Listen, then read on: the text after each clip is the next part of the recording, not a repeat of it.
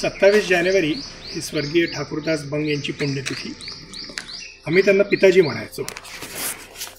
ते माझे आजोबाच असल्याने मला व्यक्तिशः त्यांच्याविषयी नितांत आदर आणि जिव्हाळा वाटणं तर फार स्वाभाविक आहे।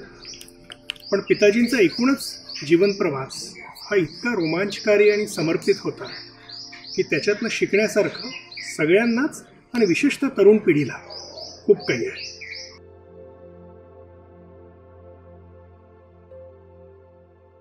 पिताजींचा जन्म झाला अमरावती जिल्ह्यातल्या एका लहानशा खेड्यात, अतिशय गरीब परिस्थिती, आणि अक्षरशः दिव्याखाली बसून अभ्यास करतात असं जे आपण वर्णन वाचतो पुस्तकांमध्ये तसा त्यांनी अभ्यास केला। त्या पूर्ण कुटुंबातले ते एकमेव व्यक्ती जे युनिव्हर्सिटीमध्ये जाऊन शिकले आणि नागपूर विद्यापीठातनं BA आणि MAला इकॉनॉमिक्स या विषयात त्यांनी MA केलं। सुवर्ण पदकांचा रेकॉर्ड करून ते ग्रॅज्युएट झाले। तो रेकॉर्ड त्याच्यानंतर कित्येक वर्ष कोणालाच मोडता आला नाही। शेवटी युनिव्हर्सिटीने जेव्हा सुवर्ण पदकांची संख्याच वाढवली तेव्हा पिताजींचा तो रेकॉर्ड कोणी मोडू शकला। पण परिस्थिती कितीही गरीब आणि बिकट का असेना, पण स्वतःच्या हिकमतीवर आणि स्वतःच्या प्रयत्नांनी त्याच्यावर मात करता येऊ शकतं आणि स्वतःला शिक्षित करता येऊ शकतं। हा पहिला धडा आपण त्यांच्या जीवनातून घेऊ शकतो।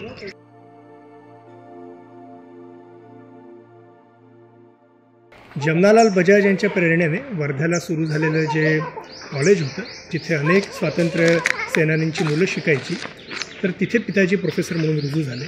आपल्या विद्यार्थ्यांमध्ये ते अतिशय पॉप्युलर होते। पण जेव्हा भारताच्या स्वातंत्र्याचा लढा अगदी जोरात होता आणि गांधीजींनी चले जाऊची घोषणा दिली, करो या मरो असं आवाहन केलं, तेव्हा मात्र त्यांना असं वाटलं की मी माझी सिक्युअर्ड प्राध्यापकी करायची हे काही बरं नाही, तर देशासाठी मी स्वतःला झोकून दिलं पाहिजे। पण म्हणून आपल्या प्रोफेसरशिपचा त्याग करून ते स्वातंत्र्य संग्रामात सहभागी झाले, भूमिगत झाले आणि स्वातंत्र्य आंदोलनात त्यांनी अगदी हिरिरीने भाग घेतला। त्याचा परिणाम म्हणून त्यांना पोलिसांनी अटक केली आणि अक्षरशः मारत मारत मारत त्यांची 2 किलोमीटर पायपीट करून त्यांना जेलमध्ये रवाना करण्यात आलं। 2 वर्ष ते जेलमध्ये होते। पण जिथे आजची तरुण पिढी, जिला करिअरच्या उत्कर्षाच्या आणि मटेरियल प्रॉस्पेरिटीच्या खरं तर खूप संभावना ऑलरेडी आहेत, ती देखील आपल्या आयुष्यामध्ये ॲडव्हेंचरस निर्णय घ्यायला आणि एखाद्या ध्येयासाठी निर्णय घ्यायला अतिशय काकू करते, अशा परिस्थितीत 1942मध्ये तुम्ही कल्पना करू शकता त्यावेळेचा समाज आणि एकूण आर्थिक परिस्थिती कशी असेल। तेव्हा स्वातंत्र्य आंदोलनाची गरज आहे म्हणून आपल्या प्राध्यापकीचा त्याग करून त्या आंदोलनासाठी स्वतःला झोकून देणं हा ध्येयवाद नक्कीच शिकण्यासारखा आहे।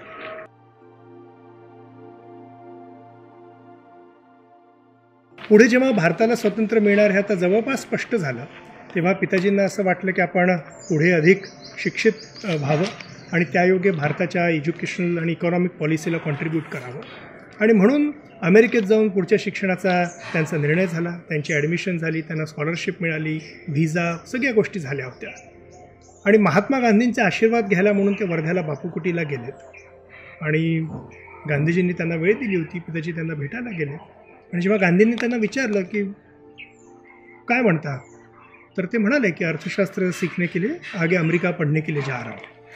तेव्हा बापू पिताजींकडे बघून एकच वाक्य बोलले कि अगर अर्थशास्त्र सीखना है तो अमेरिका के बजाय भारत के देहातों में जा। आणि गांधीजी परत लिहायला लागले। पिताजी बापूकुटीच्या बाहेर आलेत आणि त्यांनी अमेरिकेला जायची आपली सगळी कागदपत्र, व्हिसा, ट्रॅव्हल डॉक्युमेंट्स तिथेच पाडून फेकले आणि 2 आठवड्यांच्या आत आपल्या काही निवडक विद्यार्थ्यांना घेऊन ते वर्धा जिल्ह्यातल्या एका खेड्यात जाऊन वसले आणि ग्रामीण भागातल्या शेतकऱ्याचं, ग्रामीण भारताचं आर्थिक वास्तव काय ते तसं जगून शिकायचं आणि त्याद्वारे त्याच्यावर मात कशी करता येईल याचे काही पर्याय शोधायचे, यासाठी त्यांनी प्रयत्न सुरू केले। मला असं वाटतं की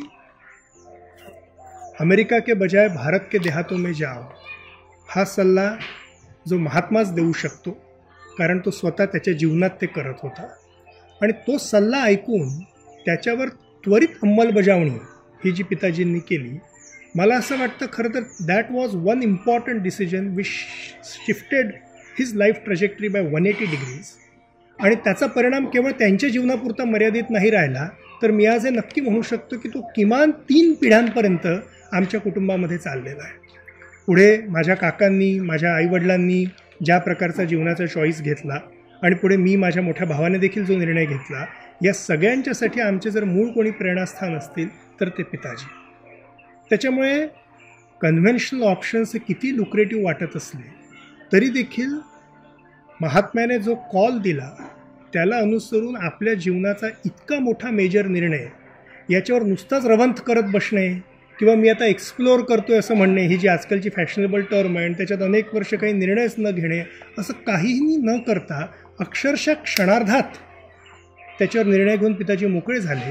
पण तो जो त्यांनी निर्णय घेतला हा मला असं वाटतं त्यांच्या जीवनाला आणि जसं मी म्हणालो 3 पिढ्यांच्या जीवनाला आणि आयुष्याला कलाटणी देणारी ती बाब होती. पुढे पिताजींनी भूदान आंदोलनामध्ये सहभाग घेतला. विनोबा आणि जयप्रकाश नारायण यांच्यासोबत त्यांनी अख्खं आयुष्य त्या आंदोलनाला आपलं समर्पित केलं आणि जीवनभर गांधी, विनोबा, जयप्रकाश यांच्या विचारांचा प्रचार प्रसार करणं, ग्रामीण भागातल्या लोकांच्या सक्षमीकरणासाठी काम करणं, यासाठी पिताजींनी आपलं आयुष्य वेचलं. गीतेच्या 2ऱ्या अध्यायात श्रीकृष्ण स्थितप्रज्ञाची लक्षणं सांगतो. स्थितप्रज्ञ दर्शन हा भाग गीतेतला अतिशय प्रसिद्ध आहे. मी माझ्या जीवनात जितके सगळे लोक बघितले आहेत, स्थितप्रज्ञ दर्शन याचं जे काही वर्णन मी गीतेमध्ये वाचलं त्याच्या सगळ्यात जवळ जाणारा असा जर हाडामासाचा कुठला व्यक्ती, कुठला मनुष्य मला माझ्या जीवनात माहिती असेल तर तो म्हणजे पिताजी. अतिशय निर्लिप्त, त्यांच्यापुढे एका उत्तुंग आणि सुंदर न्याय्य समाजाचं एक विलक्षण ध्येय होतं. पण त्या ध्येयाने आपली वाटचाल करताना मी स्वतः मात्र त्यांना कधीही व्यथित होताना, अँक्शस होताना, चिडताना कधीही बघितलं नाही. कितीही प्रकारच्या हालअपेष्टा सहन कराव्या लागो किंवा कितीही अडचणी येत, त्यांच्या चेहऱ्यावर एक जे मंद स्मित असायचं ते कायम तसंच असायचं. म्हणून स्थितप्रज्ञ हे जे गीतेमध्ये आपण वाचतो तसा व्यक्ती प्रत्यक्ष जीवनात कसा असू शकतो याचं माझ्यासाठी तरी सगळ्यात मी बघितलेलं जितं जागतं उदाहरण म्हणजे पिताजी. 27 जानेवारी 2013ला जेव्हा त्यांचं निधन झालं ते वर्ध्याला माझ्या काकांच्या घरी होते आणि त्याच्यानंतर जेव्हा आम्ही तिथे गेलो तर मी त्यांच्या रूममध्ये गेलो आणि मला काय जाणवलं, मला असं जाणवलं की त्यांच्या रूममध्ये त्यांचा चरखा होता. ते स्वतःचं सूत स्वतः कातायचे आणि त्याचेच कपडे खादीचे घालायचे. त्यांचे 2 कपड्यांचे जोड होते, त्यांचा चष्मा होता, काही पुस्तकं होती आणि त्यांची काठी होती. बस. 97 वर्ष पृथ्वीवर जगून नुकताच एक मनुष्य निर्वतला होता आणि त्याने केवळ इतकुशाच गोष्टी आपल्या मागे सोडल्या होत्या.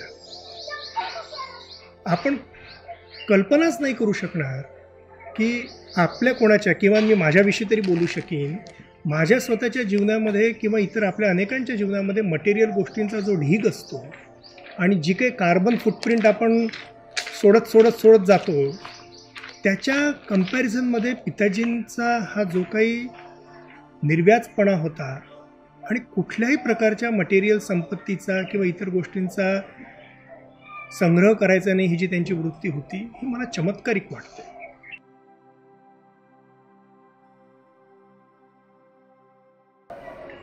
पिताजींना एकदा आमच्या निर्माणच्या शिबिरात आमच्या एका शिबिरार्थ्याने प्रश्न विचारला होता. त्याला थोडेसे बौद्धिक प्रश्न विचारायची जरा सवय होती. तर त्याने पिताजींना असा काहीतरी प्रश्न विचारला होता की गांधी आणि आंबेडकर यांचा या कुठल्या तरी एका पर्टिक्युलर मुद्द्याविषयी काही मतभेद होते, तर याविषयी तुम्हाला काय वाटतं. पिताजींनी क्षणभर त्याच्याकडे रोखून बघितलं आणि नंतर ते त्याला म्हणाले, बघ म्हणे, गांधीजी गेले, आंबेडकरही गेले आणि मी लवकरच जाणार आहे म्हणे. तर प्रश्न इतकाच आहे की आता तू काय करणार आहेस. त्याच्यामुळे निव्वळ वैचारिक उखाळ्या पाखाळ्या काढण्यापेक्षा तू काय करणार असा तरुण मुलांना कृतिशील करणारा, कार्यप्रवण करणारा प्रश्न पिताजींनी विचारला. मला असं वाटतं आज त्यांच्या स्मृतिदिनी त्यांच्या आठवणींना उजाळा देताना आपण सगळ्यांनीच खरं तर एकमेकांना आणि स्वतःलाही हा प्रश्न विचारला पाहिजे की तू काय करणार, मी काय करणार.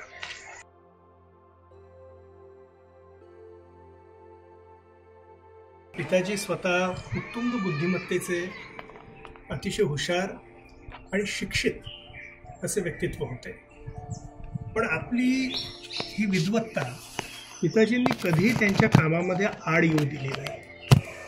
आणि त्याच्यामुळे अगदी खेड्यातल्या सामान्य शेतकऱ्याला देखील समजेल अशाच प्रकारचं ते बोलायचे, अशाच प्रकारचं ते लिहायचे. त्यामुळे कधीकधी our education and our degrees become our shackles and actually come in the way of reaching up to common people. पिताजींनी हे त्यांच्या जीवनात कधी असं होऊ दिलं नाही. मला याच्यासोबतच मात्र त्यांची ही देखील आठवण आहे की स्वतः आपल्या बौद्धिक क्युरिओसिटीला त्यांनी कधी मुरड पण घातली नाही. आणि माझ्या मनापुढे एक म्हणजे अगदी लख्ख अशी ती इमेज आहे की वयाच्या 94व्या वर्षी ते एकदा आमच्याकडे आलेले असताना सकाळी उठून असं सूर्यप्रकाशामध्ये खुर्ची टाकून ते बसले होते आणि अगदी जवळ घेऊन असं एक पुस्तक वाचत होते. आणि मी जाऊन ते बघितलं पुस्तक कुठलं होतं तर जेम्स मार्टिन या लेखकाचं the meaning of the 21st century हे पुस्तक ते वाचत होते. पिताजी तेव्हा स्वतः 94 वर्षाचे होते. ते फार काळ काही 21सावं शतक स्वतः जगणार नव्हते. पण तरी देखील meaning of the 21st century हे पुस्तक चांगलं जाडजूड पुस्तक होतं. ते नंतर मी वाचलं, कठीण पुस्तक होतं. पण ते वाचण्याचा बौद्धिक स्टॅमिना हाही त्यांच्यात होता. आणि ॲट द सेम टाईम त्या बुद्धीचं कुठलंही अवडंबर न करता सामान्यातल्या सामान्य माणसाशी बोलण्याची कला देखील त्यांना अवगत होती.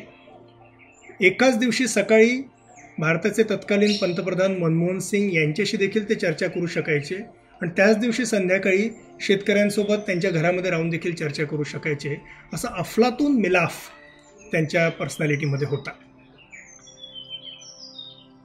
जोडीदाराच्या विषयी जर बोलायचं तर पिताजींचा विवाह जळगाव जिल्ह्यातल्या एरंडोल इथल्या सुमन मानुधनेशी ठरला होता.